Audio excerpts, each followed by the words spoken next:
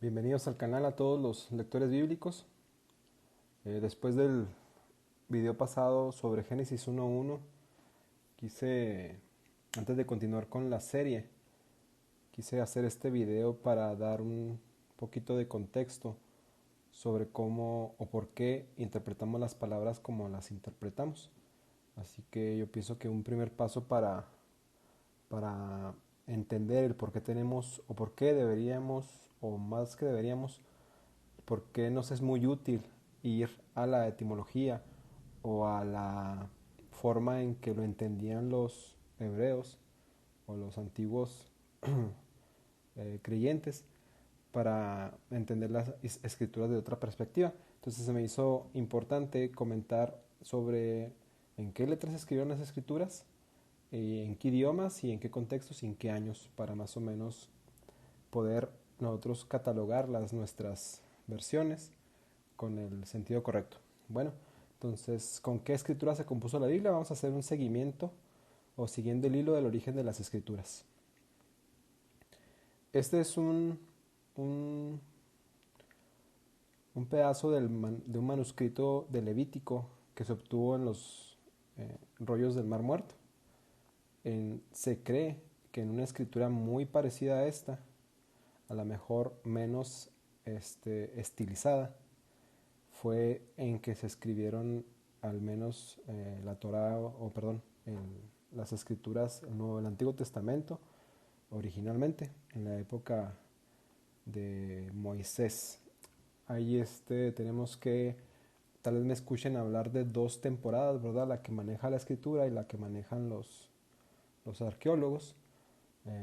Ya cada uno irá tomando sus puntos, porque si entendemos de que Moisés empezó a escribir el Antiguo Testamento, pues nos remonta a una fecha muy posterior de la que dicen los estudiosos de las escrituras o arqueología de la escritura, que dicen que la escritura de la Biblia o la forma escritural de la Biblia no refleja la cultura de 1400 o 1200, que se cree que es cuando, o que nosotros posicionamos a Moisés de la salida de Egipto, sino que la posicionan ellos alrededor del año 900, 800 antes de nuestro Mesías.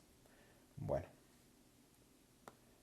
este es un mapa general o una línea del tiempo de cómo las versiones se fueron generando. Primero, antes de introducirnos a este mapa, lo voy a comentar en las últimas diapositivas este mapa completo. Nada más quería que vieran un bosquejo general. Nos vamos a posicionar primero a que el original del Antiguo Testamento está aquí. ¿Sí? Más o menos podemos poner en la salida de Egipto alrededor del 1400 o el 1200, dependiendo, ya cada quien investigará, que es cuando se puede pensar que se empezó a escribir los primeros 5 libros del Antiguo Testamento. Los hebreos le llaman Torah o ley o instrucciones. En griego le llaman Pentateuco, que quiere decir pues 5, ¿no? 5 libros. Y es la escritura fenicia o paleohebrea, en la que se cree se escribieron este libro. Aquí dice Bereshit, que significa en el inicio. Tenemos aquí la llegada del rey David, Salomón y etc. ¿Ok? Profetas y todos los escritos se fueron generando a partir del año 800, 900 hasta Malaquías, ¿verdad? Que es en el año 400 antes del Mesías. Eso también estuvo escrito en paleohebreo o en fenicio, la gran mayoría de las partes, más del 90%, y otras partes como el libro de Daniel estuvo escrito en arameo. Aquí dice Daniel y aquí dice Shmuel o Samuel. ¿Okay? Esto es para lo del Antiguo Testamento, que todo se escribió desde la salida de Egipto hasta que termina el libro hasta que termina la escritura con Malaquías. Ya después, el Nuevo Testamento, pues lo tenemos alrededor del año, se fue desarrollando las cartas de Pablo, Pedro, Judas, Juan, a partir del año 50 más o menos hasta el 95, que es cuando se cataloga la última carta, que es la carta de Apocalipsis, escrita por Juan. Y esto, pues se cree que pudo haber sido escrito originalmente en griego, pero muchos creen que pudo haber sido escrito ya en tendencias del hebreo. ¿Por qué? Porque la forma escritural o la gramática que tiene los escritos, aunque hayan estado escrito con escritura griega, la gramática corresponde a un hebreo, o, o los modismos o los regionalismos que se usaban eran tipos hebreos. Entonces también se cree o se apunta mucho a que hayan estado escritos primero en hebreo y rápidamente fueron traducidas al griego. Tal vez los evangelios, no todos, ¿verdad? Pero Mateo se piensa mucho que fue escrito en hebreo.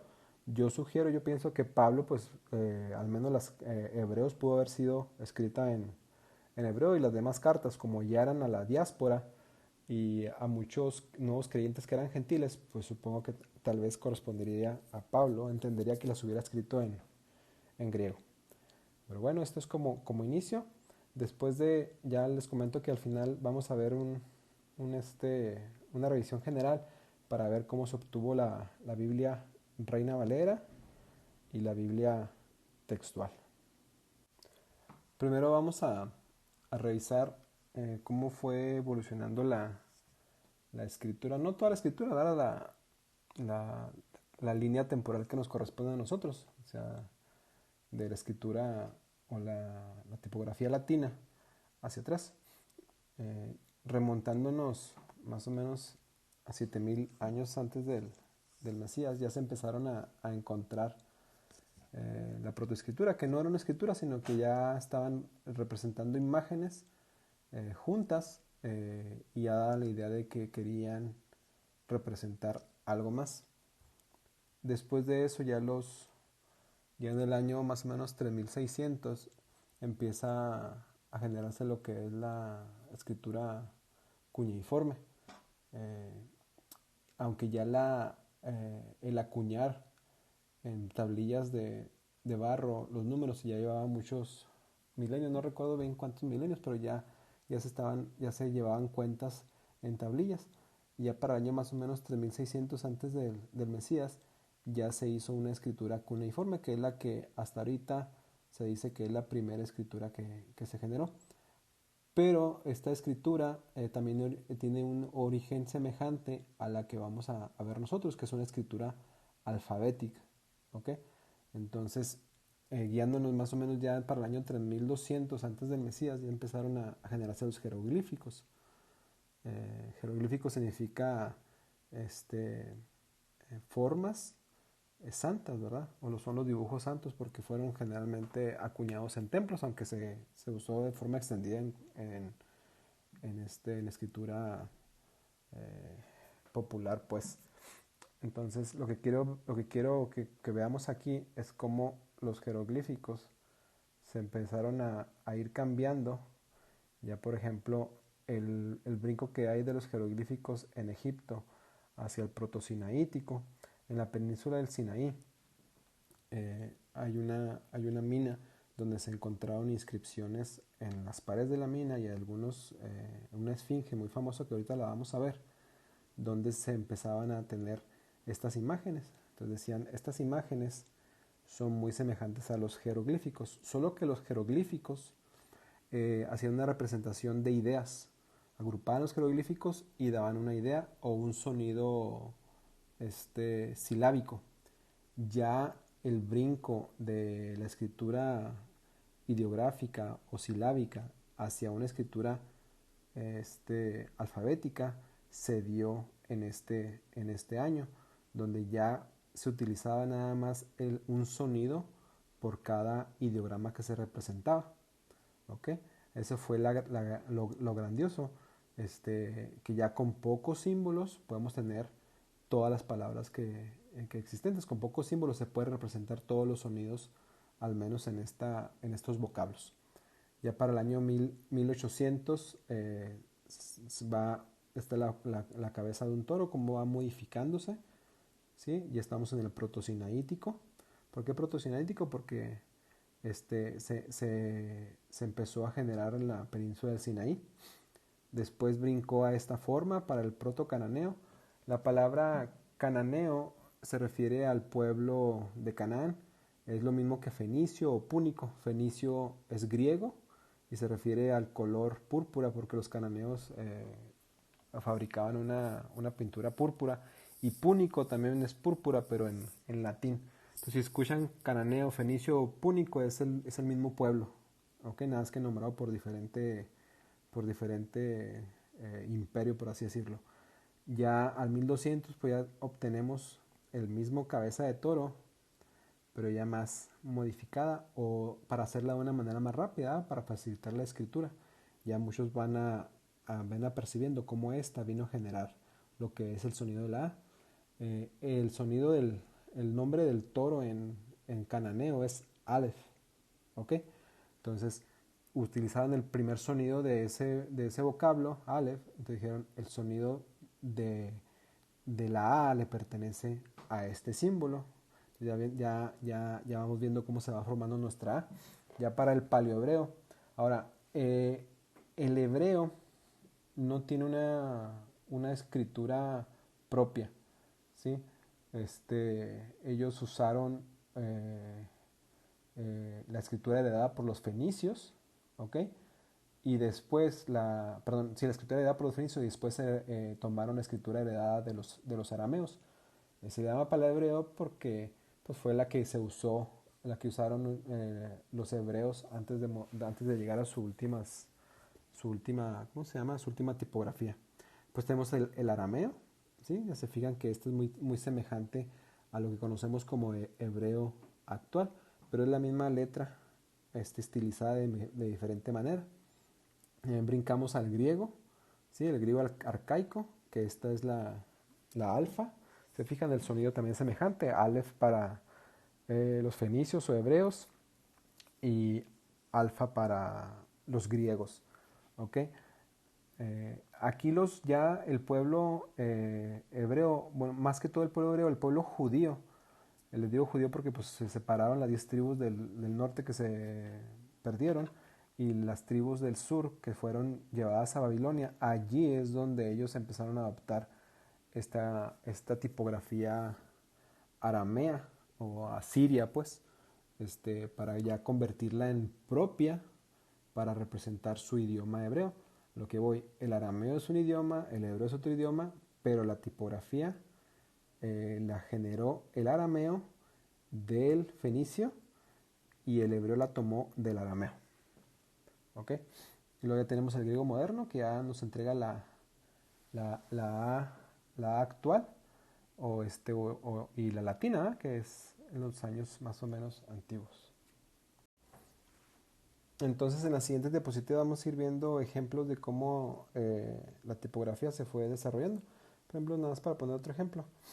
Este es el jeroglífico que representa a una casa. ¿Ok? Así fue transportada por los cananeos en el Sinaí y fue viajando. La palabra para casa en el fenicio o cananeo es beit o bait. Entonces el sonido es el sonido de nuestra B. Entonces así es como fue migrando ya para el paleohebreo, el arameo, ¿sí? Ya el hebreo tomado del arameo, la beta griega, que es el bait fenicio, es la beta griega y es nuestra B. ¿Ok? Entonces, esta tabla la puse incompleta para que se vea amplia, pero aquí vemos toda la tipografía de cómo fue migrando a través de los años hasta obtener el alfabeto latino, que es el que nosotros tomamos para nuestra escritura. Aquí tenemos un bosquejo o un esquema de la clasificación de las lenguas semíticas. Entonces tenemos primero como lenguas semíticas, son todas aquellas lenguas que se desarrollaron en lo que es la parte del Oriente Medio. Ahí se dividen ya sea en lenguas semíticas occidentales, u orientales. Dentro de las occidentales tenemos la noroccidental, que son todas estas, y las meridionales. Ahora, de las noroccidentales tenemos como lengua principal lo que es el cananeo.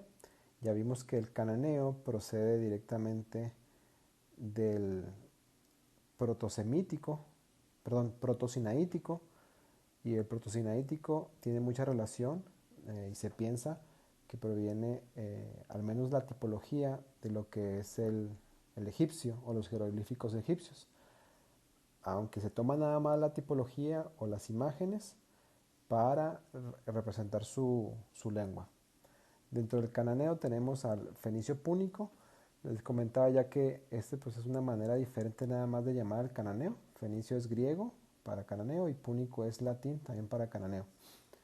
Otra es el moabita, el amonita, edomita y el hebreo. El hebreo que en su lengua pues usó el lenguaje, la escritura alfabética cananea, que después al ir modificándola un poco, que casi es la misma, la mencionan ahora como paleohebreo. Aquí lo vamos a ver, miren. Si se fijan, lo que es el paleohebreo, que es la época donde estamos, o donde se está formando ya los reinos con Saúl, David y Salomón, ¿okay? Usan esta escritura, que prácticamente es la misma que el cananeo fenicio, ¿de acuerdo? Bueno. Y luego ya tenemos el hebreo bíblico arcaico, que es el que les acabo de enseñar, que es muy parecido al fenicio, que se llama paleohebreo, que le llaman paleohebreo, pero es una modificación o son unas diferencias muy pequeñas a lo que es el fenicio. Después tenemos el hebreo tardío, que es del siglo V al III antes del Mesías. Aquí ya es donde se empiezan a incluir los caracteres arameos. Después tenemos el hebreo de los rollos de Mar Muerto. Aquí encontramos caracteres tanto de hebreo bíblico arcaico, semejante al fenicio, como de hebreo tardío, que tiene la tipografía hebrea. Y también tenemos manuscritos en griego. Después tenemos el hebreo de la Mishnah. La Mishnah, una vez de que es la recopilación de las tradiciones judías a partir del siglo I, tercero hasta el cuarto después del Mesías.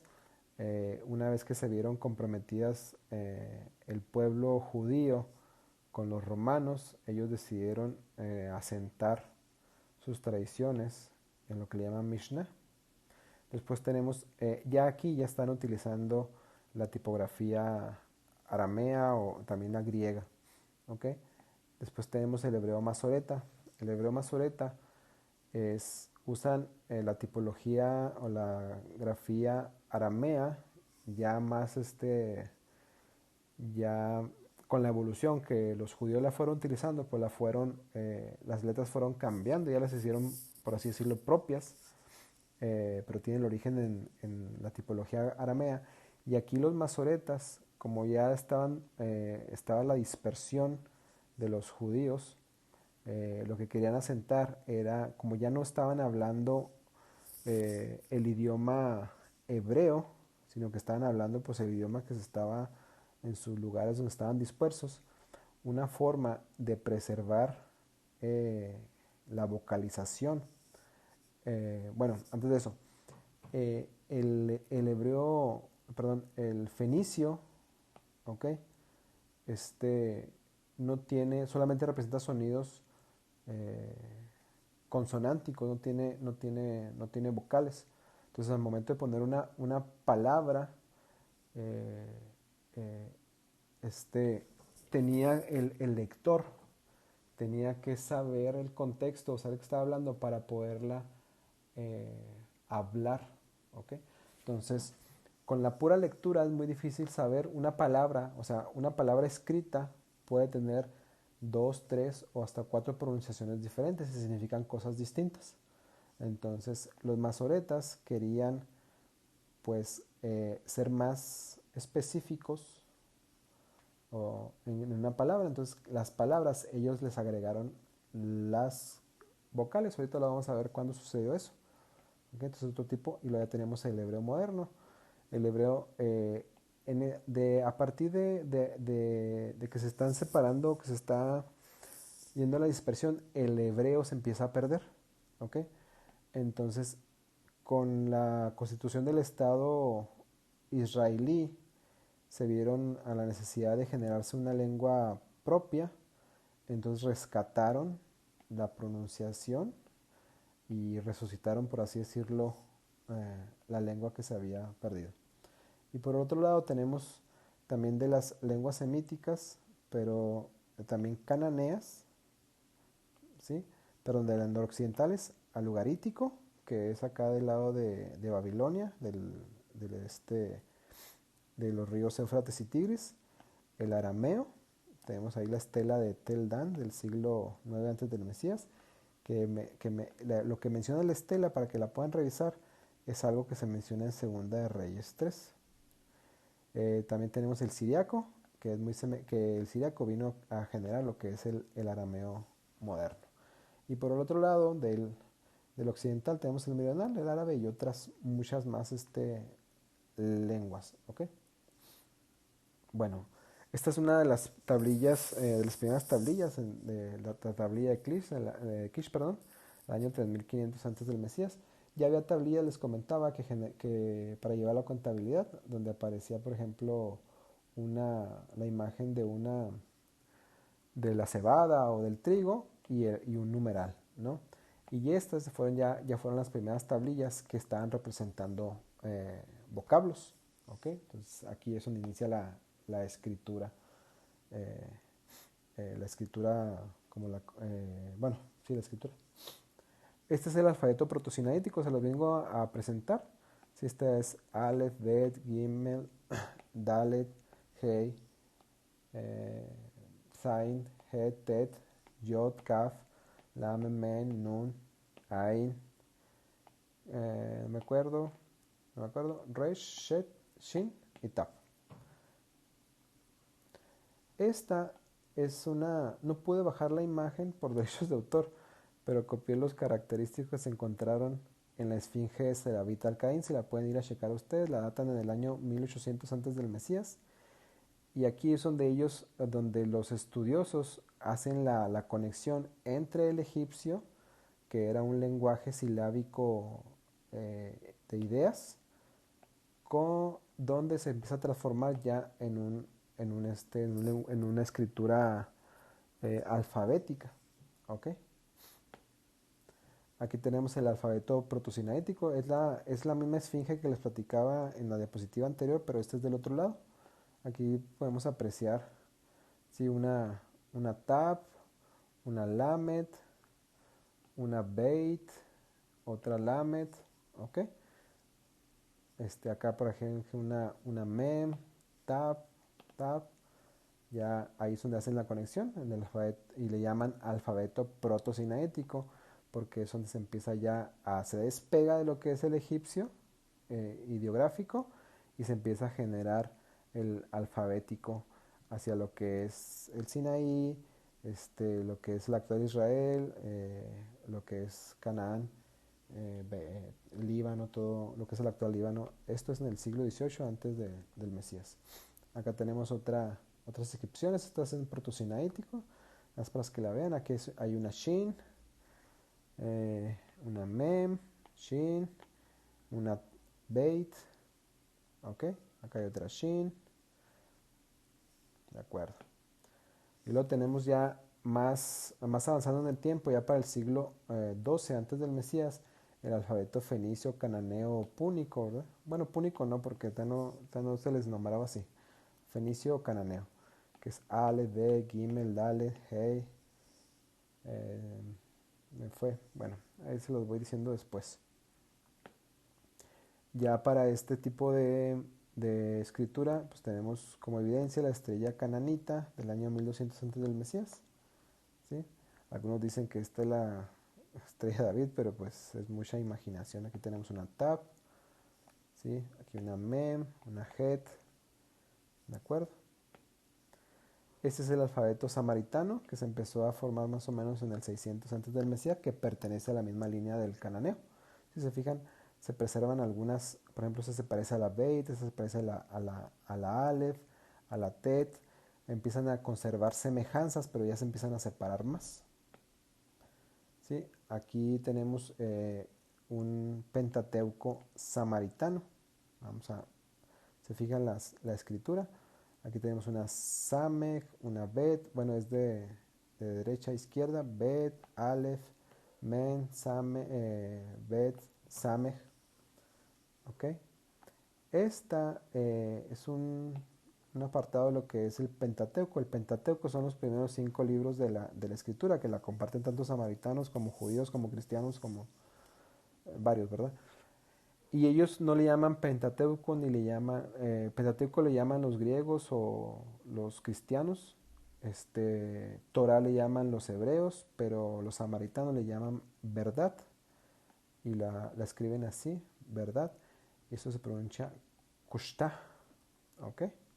Y es del 330 antes del Mesías.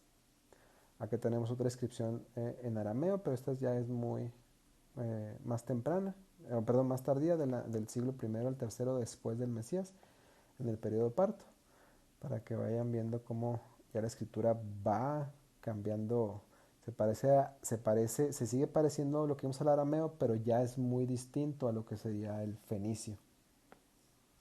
Después tenemos el alfabeto griego, el siglo XIX antes del Mesías. ¿Sí? Lo puse de derecha a izquierda porque el alfabeto griego, los griegos así comenzaron a escribir, de derecha a izquierda. Después ellos le giraron y no tenían espacios entre las palabras. Al igual tampoco el fenicio, ni el paleohebreo, ni el arameo, ni todos estos lenguajes arcaicos, o perdón, escrituras arcaicas no tenían espacios entre las palabras. Entonces tenías que estar viendo más o menos conocer las palabras para saber dónde se iba cambiando de palabra conforme ibas leyendo el escrito. Y luego tenemos un papiro, el papiro de Rylance, que se dató, que se escribió en el siglo segundo después del Mesías, y este pertenece a una copia de la Septuaginta. La Septuaginta es una copia en griego del hebreo, hecha alrededor del año 300 antes del Mesías, ¿sí? Entonces, por orden de Ptolomeo, uno de los generales de Alejandro Magno, ya muerto Alejandro, les encargó a sabios judíos o hebreos que hicieran una traducción de la Torá o de los Pentateuco al griego. Y esta es una copia de esa versión. Aquí vemos cómo la grafía pues es griega, se ve un poco borroso, pero en la siguiente vamos a ver más clara. Esto es griego. Tenemos después el códice, perdón, sinaítico. Códice significa es libro, está en escritura griega, está datado entre el 330 y 350 después del Mesías, para que vean la tipología griega. Si se fijan, pues son el griego, las minúsculas son más nuevas. Se empezó con la escritura griega que se llamaba o escritura mayúscula. Aquí ya es de izquierda a derecha, pero no, tampoco hay espacios entre las palabras. ¿Okay? Después tenemos otras fuentes. Aquí tenemos un rollo de Isaías de Qumran. Este rollo, si se fijan, está escrito con tipología semejante al arameo. ¿Ok? Sí, de derecha a izquierda. Aquí ya empieza a haber espacios entre las palabras. Y este rollo está datado entre el 150 y el 100 antes del Mesías. Se dice o se piensa que la gente que se fue al Qumran, que eran los esenios, llegaron al Qumran en el año 300 más o menos, y fueron desalojados cuando cae el tercer templo, eh, perdón, el segundo templo en Israel, más o menos en el año 70 fue donde todo esto se fue abandonado en el Qumran, y que fue descubierto en el año 1947. Acá tenemos ya el códice Alepo, que es en hebreo masoreta. La diferencia bueno, ese ya fue, este está datado en el 920, pero los masoretas empezaron a ponerle vocales. Las vocales son todos estos puntitos que se van generando. Por ejemplo, esta línea abajo hace el sonido de la A. Este punto arriba puede hacer, hace el sonido perdón, este punto abajo el sonido de la I. Estos puntos estiran el sonido de la consonante. Este hace el sonido de la U, A, ¿ok? Esta es la E, ¿de acuerdo? Entonces ellos ya le empezaron a agregar las vocales para que se pudiera, al leerlo, lo pudieran pronunciar y conservar la vocalización. Acá tenemos el Códice de Leningrado, también es en hebreo masoreta, datado en el 1008 después del Mesías. Ya tenemos, les digo, ya esto pues ya es hebreo o judío, por así decirlo. Ya la tipología aramea pues ya se apropiaron y ya tiene una tipología muy distinta a la aramea, pero procedente de ahí. Y al agregarle las vocales pues ya esto ya se le llama, ahora sí, es un hebreo masoreta. Acá tenemos otra, la Biblia hebraica del año 1300 después del Mesías. Y también es el hebreo ya está tal como lo conocemos actual, que es la tipología arameo cuadrada con sus vocales. Después tenemos otra Biblia para el año 1517, la Biblia Complutense. Esta se hizo a partir de la Septuaginta en griego, de copias de la Septuaginta en griego, de la latina vulgata y del hebreo. Para el Antiguo Testamento y para el Nuevo Testamento se usó el griego y el latín. Y aquí tenemos, si se fijan, acá está en griego, ¿sí? Pero con sus traducciones al latín, hebreo, masoreta, y los comentarios en hebreo y en latín. Ahorita les digo por qué les estoy mencionando todas esas escrituras. Esto nos sirve para ver el origen de las versiones, de 2, 3 versiones que tenemos actualmente. Después tenemos la Biblia Ferrara, que el alfabeto que usa es el alfabeto latino, en latín, y el idioma está en un judeo-español o ladino, ¿sí? Un sefardí que se usaba por los judíos en España. Bueno, ahora sí llegamos a desembarañar el diagrama del cual les comentaba al principio. Entonces tenemos que la escritura se genera en el año, que Moisés sale de Egipto, algunos dicen que en el 1400, otros que en el 1200. Entonces entendemos que Moisés comienza a escribir la Torá o el Pentateuco, aquí dice Bereshit, en estos años los genera. Después tenemos la época de los jueces, profetas, los reyes, todo eso se empieza a generar a partir de la formación del templo, perdón, del reino con Saúl en adelante, antes de los están los jueces, ¿verdad? Y luego ya se empiezan ya a generar la escritura, vienen los reyes, las crónicas, toda la profecía que se genera.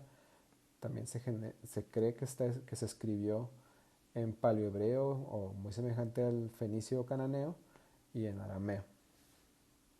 Pues tenemos el Nuevo Testamento entre los años 50 y 95. Ahora, en el año 300, antes del Mesías, se escribe la Septuaginta, alrededor. La Septuaginta, como ya lo platicaba, por petición de Ptolomeo, en el reino de Ptolomeo, en el reino de Ptolomeo. La Septuaginta se escribe en griego, aquí dice enarge, es en el principio, ¿ok? La Torá se escribió los primeros 5 libros se escribieron en estos años más o menos, y luego los profetas se tradujeron en estos, y ya el resto de los escritos del 80 al 50 antes del Mesías. En estas épocas también tenemos lo que es el texto samaritano, que le llaman ellos la verdad, el Kushtan, del 330 antes del Mesías. Y también en el Qumran se están generando desde el 270 antes del Mesías hasta el 70 después del Mesías, pues varios escritos, y ahí se logra ver que ellos escribían tanto en arameo, paleohebreo o en griego. ¿Ok? Después tenemos el Nuevo Testamento, que ya lo platiqué. Ahora, vamos a ir de adelante para atrás. Nosotros tenemos lo que más de lo que más se conoce es la Biblia Reina Valera. Y actualmente tenemos una revisión hecha por Gómez. Entonces tenemos la Reina Valera Gómez. Primero Casidoro Reina hizo su primera traducción, compuso su Biblia basándose en la Biblia Ferrara de 1553, ¿ok? En el Textus Recepticus en griego, ¿ok? Y forma lo que es la Reina. Ya después Valera en 1602 se apoya también de la Reina, le hace algunas modificaciones. Y ya Gómez para 1990 usa lo que es la King James y la Reina Valera y hace las modificaciones. La King James, aquí no lo puse bueno, lo vemos. La King James usa también de la Complutense, que les decía que es una Biblia políglota que tiene griego, latino y hebreo. La King James también se basa en el Textus Recepticus, ¿ok? Entonces Gómez hace una revisión basada en la Reina Valera y en la King James, que es la que muchos actualmente usan. Bueno, entonces Casidoro Reina se basa en el texto Recepticus para el Nuevo Testamento en griego y de la Ferrara para el Antiguo Testamento. El Nuevo Testamento griego, el Textus Receptus del 1516 que se cree se escribió en el siglo X, fue una traducción de la Vulgata Latina. Está en rojo porque pues hubo copias y no sabemos qué tan fidedignas hayan sido esas copias. La Vulgata Latina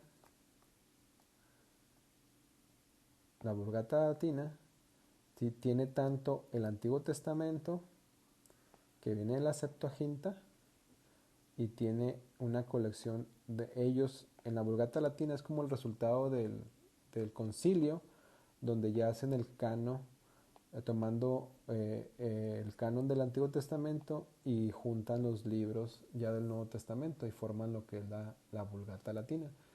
Pongo amarillo porque aunque no sabemos qué tantas copias hubo para llegar a la Vulgata, sí hay una relación directa, y tanto de la colección del Nuevo Testamento. Entonces de ahí de la Vulgata. Ahora, la Septuaginta ya sabemos que fue encargada una traducción en griego que venía de la Torá original y de los profetas originales, pero de copias que no sabemos qué tan fidedignas fueron. ¿Ok? Bueno, la King James, que es la Biblia de Jacobo, se formó de la Complutense. La Complutense se basó en el Targum Onkelos. Es un escrito que está en arameo, que viene del siglo II después del Mesías. Y se dice que es la versión aramea o samaritana de lo que es la Torah, que tampoco sabemos qué tan fidedigno sea. Lo que sí sabemos es de que este Targum de Onkelos la traducción es muy semejante a la Septuaginta. Se asemejan más la Septuaginta, o tienen muchas semejanzas estos dos, más que los textos masoréticos. Algunos piensan que los textos masoréticos fueron modificados por los judíos para deslindar la Torah de lo que es el cristianismo o las profecías que apuntan al Mesías. Bueno, también la Complutense se basa en la Vulgata Latina, ¿sí? Y en la Septuaginta.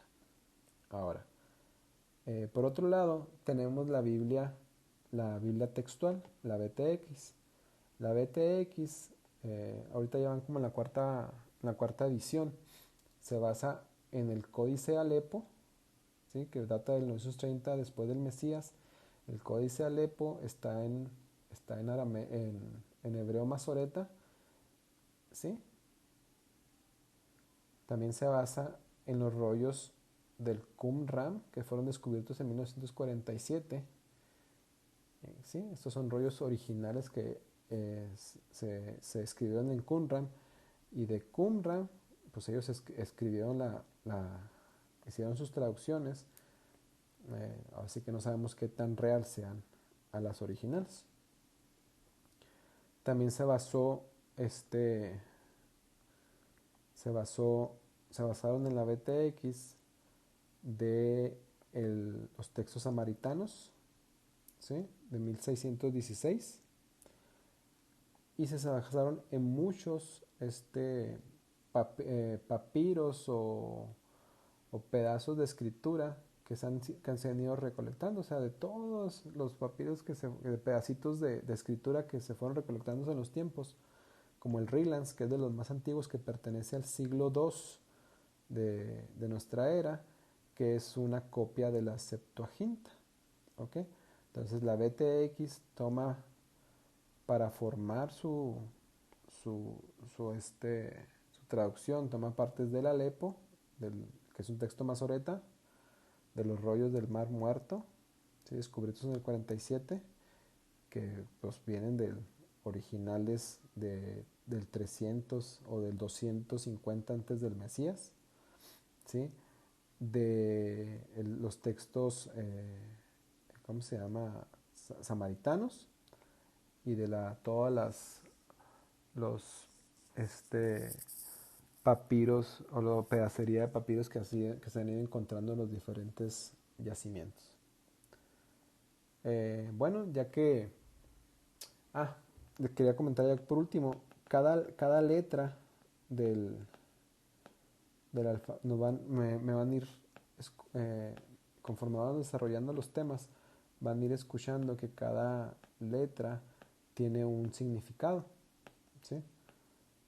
Y una vez que conformemos la palabra, vamos a entender más la palabra conforme el significado de cada una de las letras que lo corresponden. Por ejemplo, aquí si tenemos la letra Aleph, pues significa o tiene relación con el toro y significa por tanto fuerza o poder. La letra Bet significa una casa, protección o cuidado. La letra Gimel algunos dicen que puede ser un camello, un paso, ¿verdad? Que es andar. La Dalet, que es un pez que se mueve como se mueve en zigzag, por así decirlo, o también se refiere como que es la puerta a una casa, que es un travesaño con una cortina, ¿no? Otro tenemos es la Hei, que representa a un individuo con los brazos elevados. La Bab, que es un clavo o estaca. La Zain, que es un arado, perdón, sí. La Het, que son como unas cercas. La Tet, que es una canasta, algunos lo interpretaban como una canasta, aunque jeroglíficamente pues no parecía. La Yod, que es una mano. Entonces, conforme vayamos viendo los temas, ustedes van a ir viendo que yo menciono significados que tienen las palabras, y eso los tomamos de aquí, de cómo los fenicios o los antiguos hebreos, los hebreos que llegaron, Abraham, Isaac y Jacob, como ellos al momento de hablar, al adoptar el idioma cananeo y hacer el propio, que se iba formando el hebreo. Recordemos que Abraham pues viene es arameo, sí, probablemente él hablaba ese algún tipo de lengua que se llamaba en Asiria, en Babilonia, y conforme llega a lo que es Canaán, pues se va adaptando la lengua, el escrito cananeo, y, y desarrollando el propio. Con eso terminamos, espero les haya sido de ayuda y que haya sido entendible, espero sus comentarios. siguiente video ya va a ser la segunda palabra de la escritura para continuar con el desarrollo de del primer versículo, que es el primer versículo de la escritura, que es el Génesis 1.1. Ya subimos un video de la palabra Bereshit, que es la primera palabra.